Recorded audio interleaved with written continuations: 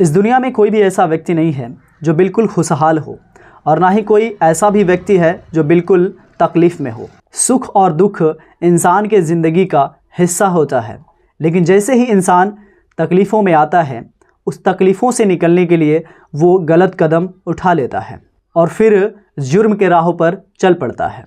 लेकिन शायद वह भूल जाता है कि जुर्म का रास्ता सलाखों तक ही जाकर ख़त्म हो जाता है। आज की इस कहानी में एक व्यक्ति इस दुनिया को छोड़कर जाता तो है, लेकिन उसके पीछे कितनी सारी जिंदगियां बर्बाद हो जाती हैं और फिर हमेशा के लिए सलाखों के पीछे पहुंच जाते हैं। नमस्कार, सलाम, आदाब, मैं हूं राज और आप देख रहे हैं क्राइम दुनिया की। आज की जो सच्ची घटना मैं आपको सुनाने वाला हूं, दरअसल ये घटना है राजस्थान प्रदेश की। राजस्थान प्रदेश में एक ज़िला है बाड़मेर, और बाड़मेर ज़िला में एक थाना पड़ता है जिसका नाम है पचपदरा, और पचपदरा थाने क्षेत्र में एक इलाका पड़ता है जिसका नाम है पंडापुरी। बात कर रहा हूं मैं 8 नवंबर 2016 के सुबह के आसपास। उसी सुबह थाने में कॉल जाता है और एक व्यक्ति कहता है कि साहब, यहाँ पे झाड़ी में एक डेड बॉडी पड़ा हुआ है। तब तक कि पुलिस वहाँ पहुँचती है, बॉडी को देखती है। डेड बॉडी को देखने के बाद वहाँ से छानबीन करती है कि उसमें से कुछ सबूत मिले, कि इसकी पहचान की जाए कि ये किसकी बॉडी है, लेकिन उसमें कोई भी सबूत नहीं होता। फिर पुलिस जो है गांव वालों से पूछती है और शिनाख्त करने की कोशिश करती है कि ये बॉडी किसकी है। गांव वाले भी जवाब देते हैं कि नहीं, ये हम नहीं जानते कि ये बॉडी किसकी है, ये डेड बॉडी कहाँ की है। बाद में पुलिस उस डेड बॉडी को थाने लेकर जाती है और वहाँ पर पोस्टमार्टम के लिए भेज देती है। पोस्टमार्टम हो जाने के बाद पुलिस 2 दिन तक वेट करती है। उस बॉडी का पता नहीं चलता कि वो कहाँ का है, उसकी शिनाख्त नहीं हो पाती है। बाद में पुलिस क्या करती है कि उसका फ़ोटो लेती है उस डेड बॉडी का और सोशल मीडिया पर डाल देती है। सोशल मीडिया पे जैसे ही डालती है, पुलिस को कामयाबी मिलती है और एक व्यक्ति कॉल करता है और पुलिस से बताता है कि दरअसल मैं उस व्यक्ति को जानता हूँ, उसका नाम है मोगाराम। मोगाराम की उम्र 25 साल की होती है। पुलिस जैसे ही इस बात को सुनती है तो वो उस व्यक्ति को थाने पर लेकर आती है और उससे विस्तार से पूछताछ करती है। तो जो व्यक्ति है वो बताता है कि दरअसल ये जो लड़का है ये मेरा बेटा है, इसका नाम है मोगाराम और मैं उसका पिता हूँ। तब पुलिस उससे पूछताछ करती है कि आखिर ये कहाँ रहता था, क्या करता था।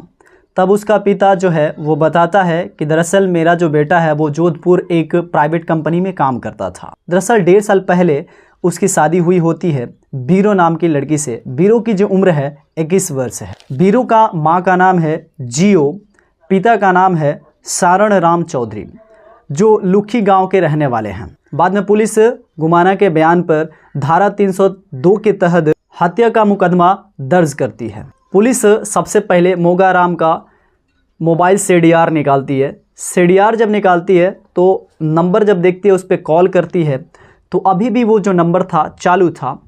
जैसे ही पुलिस कॉल लगाती है तो एक व्यक्ति उठाता है। पुलिस पूछती है कि तुम कौन हो, कहाँ से बोल रहे हो। तो जो व्यक्ति जो कॉल उठाया था वो कहता है कि मेरा नाम गंगाराम है और मैं जोधपुर से बोल रहा हूँ। फिर पुलिस पूछती है कि बताओ ये नंबर तुम्हारे पास कैसे आया। तो वो जो गंगाराम है वो कहता है कि साहब जी, मैंने इस मोबाइल को ख़रीदा था और उसी में सिम के साथ वो मोबाइल बेच दिया था और तब से ये मोबाइल मेरे पास है। पुलिस को कुछ समझ में नहीं आ रहा था। पुलिस फिर मोगाराम के फादर से पूछती है कि बताइए आपका लड़का कहाँ काम कर रहा था और ये गंगाराम कौन है। तो गुमाना राम पुलिस को बताता है कि जो लड़का गंगाराम बोल रहा था दरअसल वो मेरे बेटे का दोस्त था। अब पुलिस का पूरा शक गंगाराम पे चला जाता है, क्योंकि गंगाराम झूठ बताया था कि मैं उसे बिल्कुल नहीं जानता हूं कि वो कौन है। तब पुलिस जोधपुर अपने टीम के साथ पहुंचती है और उसे कस्टडी में लेती है। जैसे ही गंगाराम को कस्टडी में लेती है और उससे पूछताछ करती है, पहले तो गंगाराम झूठ बोलता है, बाद में वो सारी बातें बताने लगता है। वो कहता है कि साहब मैं गंगाराम हूँ, मेरी उम्र 23 वर्ष की है, और फिर वो बयां करने लगता है। आपको बता दें कि पहले राजस्थान में बाल विवाह चलता था। बाल विवाह के तहत जो छोटे छोटे बच्चों का विवाह कर दिया जाता था, वैसे ही यहाँ पे वीरों का भी शादी हुआ था। दरअसल ये जब छोटे छोटे थे तभी इनका गन्ना मन्ना जो होता है विवाह कर दिया गया था। जो लड़का है मोगा उसकी उम्र 10 साल की होती है और जो लड़की है वीरो उसकी उम्र 4 साल की होती है। तभी इसके घर वालों ने उसका गन्ना मन्ना यानी कि बाल विवाह करा दिया था। बाद में मोगा पढ़ाई को छोड़ देता है और पढ़ाई छोड़ने के बाद वो काम करने लगता है, जबकि वीरो की अभी स्टडी हो रही होती है। बाद में मोगा 2015 में वीरो से शादी करता है और गौना कराकर अपने घर लाता है। और फिर पता चलता है कि जो मोगा है काफ़ी पीने वाला है, शराबी है। और जब वीरो की ये सभी बातें पता चलती हैं वो काफ़ी दुखी होती, वो बहुत सपनों को लेकर अपने ससुराल आती है, लेकिन उसे पता नहीं था कि मेरा जो पति है इतना शराबी है। वो किसी तरह सहन करती है और उसके बाद से 1 साल बाद वो जब अपने मायके जाती है, मायके जाने के बाद वो अपने माँ से सभी चीज़ों को बताती है वीरू कि मेरा जो पति है बहुत ही पीने वाला है, वो कभी किसी का नहीं सुनता, कहीं भी पीकर गिरा पड़ा रहता है। जब वीरू की माँ ये सब बातों को सुनती है तो कहती है तो अब तो शादी, वो कहती है अब तो शादी हो गई है, अब तो पूरा ज़िंदगी तुम्हें उसी के साथ काटना होगा। थोड़ा सा तकलीफ़ होगी लेकिन ज़िंदगी को सारा व्यतीत उसी के साथ करना होगा। अब वीरू जो है परेशान हो जाती है। इधर जो मोगा है वो बाहर चला गया होता है कमाने जोधपुर, और इसके अंतराल में वो मोगा कभी भी कॉल नहीं करता अपने पत्नी के पास। उल्टे में जो उसकी पत्नी है वीरो वही कभी कभी कॉल करती है तो मोगा ठीक से बात भी नहीं करता, बात भी करता है तो अच्छा से नहीं करता। इन दोनों में तनाव रहता है। इसी बीच मोगा जो है अपने मोबाइल फ़ोन को बेच देता है गंगाराम के हाथ से। बेचने के बाद भी उस पैसे को शराब खरीद कर पी जाता है। बाद में वो मोबाइल जो है गंगाराम के पास चला जाता है। तभी मोगाराम की पत्नी वीरू जब कॉल करती है बात करने के लिए तो वो कॉल गंगाराम उठाता है। तो ये जो पत्नी है पूछती है तुम कौन हो, और ये तो मोबाइल मेरे पति का है। तब गंगाराम बताता है कि दरअसल मैं इस मोबाइल को मोगाराम से ख़रीद लिया हूँ, लेकिन अगर तुम बात करना चाहो तो मैं बात करा दूँगा। ये मोबाइल मेरे ही पास रहता है, हम दोनों दोस्त हैं, पास में ही रहते हैं। और इस तरह से सिलसिला बढ़ता है। जो गंगाराम है वो बेहद अच्छा से बात करता है वीरो से, वीरो भी उससे बातें करने लगती है। अब इन दोनों में बातें करते करते दोस्ती बढ़ जाती है, और दोस्ती कब प्यार में तब्दील हो जाती है इन दोनों को पता ही नहीं चलता, क्योंकि ये लंबे लंबे समय तक बात किया करते हैं, कई कई घंटा बिता देते हैं बात करके। जब इन दोनों में प्यार हो जाता है तब जो गंगाराम है वो कहता है तुम क्यों नहीं अपने पति से तलाक ले लेती हो, अगर तलाक ले लेती तो मैं तुमसे शादी भी कर लेता। इसी बीच जो वीरो है इन सभी घटना को अपने माँ से बताती है कि एक गंगाराम नामक लड़का है जिससे मैं बेहद प्यार करती हूँ और वो बहुत ही अच्छा है, मैं उससे शादी करना चाहती हूँ, लेकिन बीच में मोगाराम है, इसको तो कुछ करना होगा, अगर ये तलाक देता तो मैं उससे शादी कर लेती। बाद में जो वीरो की माँ है वो भी बात करती है गंगाराम से और कहती है कि अगर तुम शादी करना चाहते हो तो सबसे पहले तुम्हें मोगाराम को इस रास्ते से हटाना पड़ेगा। फिर वीरू भी सहमत हो जाती है, उसकी माँ भी, और गंगाराम भी सहमत हो जाता है। ये कहता है कि ठीक है मैं इसका उपाय लगाता हूँ। अब गंगाराम मोगाराम से मिलता है और कहता है कि यार तू अपने पत्नी को छोड़ क्यों नहीं देता, तुम दोनों में बनता नहीं तो।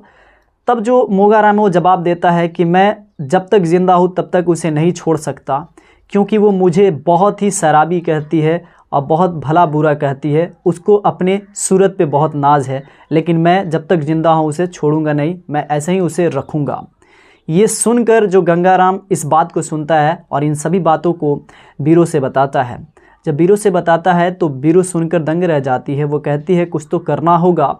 बाद में वीरो अपने माँ से सभी बातों को बताती है। अब ये तीनों षड्यंत्र रचते हैं और कहते हैं कि अब तो गंगाराम को यहाँ से हटाना ही होगा। अब गंगाराम को मौके की तलाश होती है और एक दिन उसे मौका मिल भी जाता है। वो दिन है 7 नवंबर 2016। उस दिन वो देखता है कि जो मोगाराम है काफ़ी शराब पिया है काफ़ी मात्रा में। गंगाराम मोगाराम से कहता है कि यार बहुत दिन हुए, चलो अब तुम्हें मैं घर छोड़ दूं और मैं भी घर चला जाऊंगा, फिर वहां से हम लोग चले आएंगे।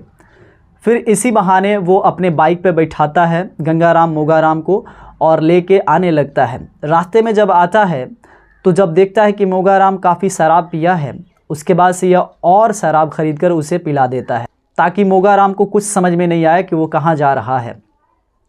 बाद में वो शराब पिलाने के बाद लेके आता है झाड़ी में, और झाड़ी में लाने के बाद उसका गला दबाकर वहीं पे हत्या कर देता है और फिर गंगाराम जोधपुर वापस चला जाता है।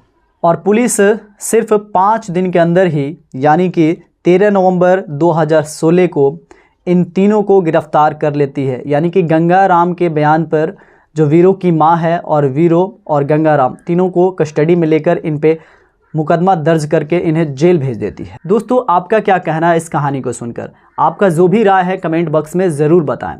दोस्तों, इस घटना को सुनाने का उद्देश्य किसी को परेशान करना नहीं है, ना किसी को तकलीफ़ पहुंचाना है। बस आपको बताना है कि आप जहां भी रहें सुरक्षित रहें, सावधान रहें और अपनों का ख्याल रखें।